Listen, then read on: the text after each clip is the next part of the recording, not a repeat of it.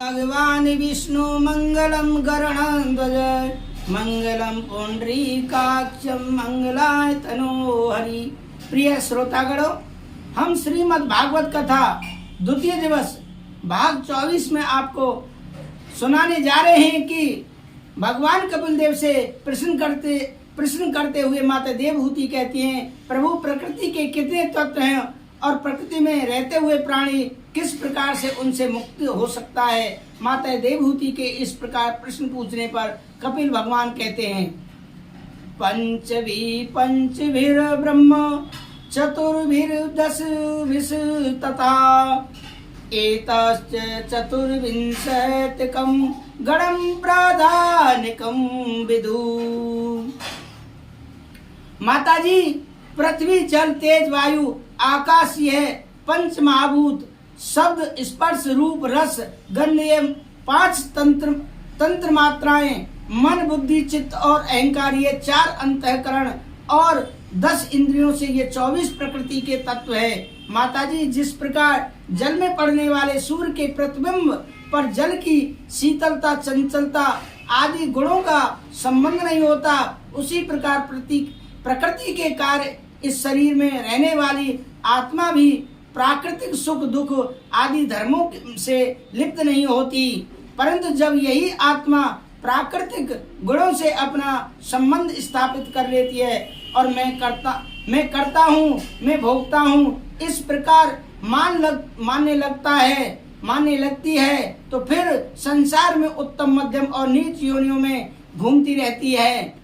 माताजी, जो इससे मुक्त होना चाहता है, जो इस संसार बंधन से छूटना चाहता है, वह तीव्र भक्ति योग और वैराग्य के द्वारा अपने मन को धीरे धीरे वश में करने का उपाय करे और श्रद्धा पूर्वक अष्टांग योग का श्रेय ले यमादि साधनों का अभ्यास करें। माताजी, योग के 8 अंग हैं, यम नियम आसन प्राणायाम प्रत्याहार धारणा ध्यान और समाधि। सर्वप्रथम साधक यमों का पालन करें। यम 5 हैं, अहिंसा सत्य अस्तेय चोरी न करना ब्रह्मचर्य और अपरग्रह संग्रह न करना। इसके पश्चात नियमों का पालन करें। नियम भी 5 हैं, शौच पवित्रता संतोष तपस्या स्वाध्याय। और यम नियमों का पालन कर किसी पवित्र स्थान में उत्तम आसन बिछाकर स्थिर बैठने का अभ्यास करें। प्राणायाम के द्वारा प्राणों का शोधन करें। अपने मन को सब जगह से हटा ईश्वर की धारणा कर भगवान का ध्यान करें। सचिन्तयेद् भगवतस्य चरणारविन्दस्य वज्राङ्कुशध्वज सरोरुलाञ्छनाढ्यम् उत्तुंगरक्तविलसन नख चक्रवाल ज्योतिष्णाभिरातं हृदयादकारम्। माताजी, सर्वप्रथम भगवान के चरण कमलों का ध्यान करें। भगवान के चरण वज्र अंकुश ध्वजा और कमल के चिन्ह से युक्त हैं। उनके चरण कमलों में जो लाल लाल नख चंद्रिका है, वह साधकों के द्वारा ध्यान करने से हृदयांधकार को नष्ट कर देती है। इस प्रकार एक एक अंग का ध्यान करने से भगवान में प्रेम हो जाता है। अंत में साधक समास्ति हो ब्रह्म भाव में स्थित हो जाता है। देवहूति प्रश्न करती है, प्रभु भक्त किसे कहते हैं? भक्तों का क्या लक्षण है? भगवान कपिल कहते हैं, माताजी, भक्त 3 प्रकार के होते हैं, सात्विक राजस और तामस। अभी संध्यायो हिंसाम दम्भमात सरमेव वा सरम भिन्न द्रमो भावम मयि कुरयात स तामस।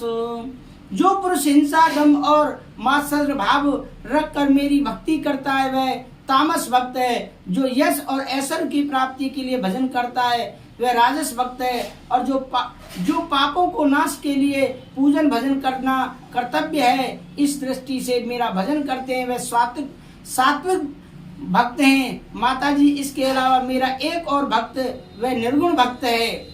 सालोक्य सृष्टि सामप्य सारूपैकत्वमप्यत दीयमानं न गृह्णन्ति विना मत्सेवनं जना। मुझे छोड़कर सालों के सृष्टि सामीप्य सारूप्य और साजुष्य इन 5 प्रकार के मोक्ष को जो भी नहीं चाहता वे भक्त निर्गुण भक्त है। माता देवहूति पूछती हैं, प्रभु जो जीव देह और गेह घर में आसक्त हैं उनकी क्या गति होती है? कपिल भगवान कहते हैं, गृहेषु कूट धर्मेषु दुख तंत्रे स्नतंद्रतम तंद्रतः कुर्वन् दुख प्रतिकारम सुखवन मनयते ग्रही।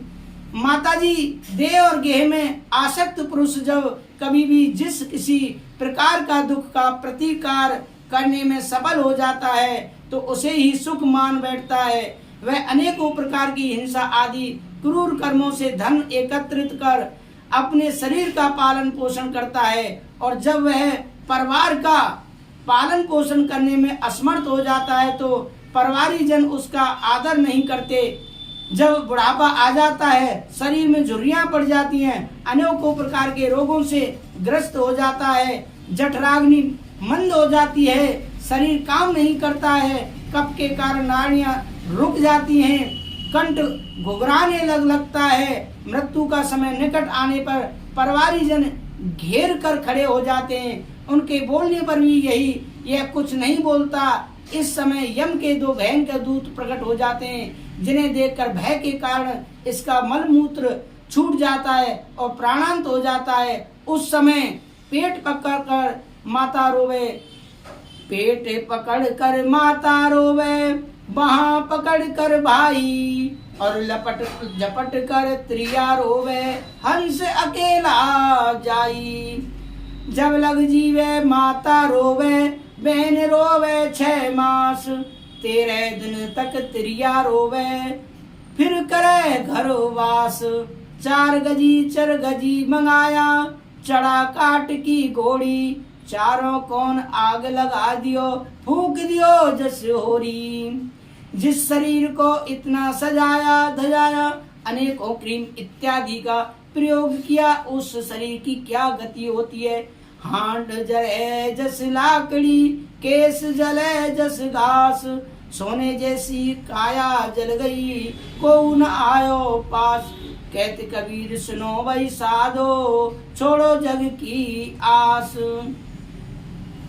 प्रिय भक्तों, आज का ये भाग हम यहीं समाप्त करते विसर्जन करते हैं। हम अगले भाग में आपको बताएंगे कि आदमी कितने दिन तक हमारा शोक करता है और कितने दिन तक त्रिया हमारा इंतजार करती है, कितने दिन तक रोती है, माता कितने दिन तक रोती है, भाई कितने दिन तक रोता है। ये सब विवरण हम अगले एपिसोड में बताएंगे। हम आज्ञा लेते हैं। राधे राधे, जय श्री राधे।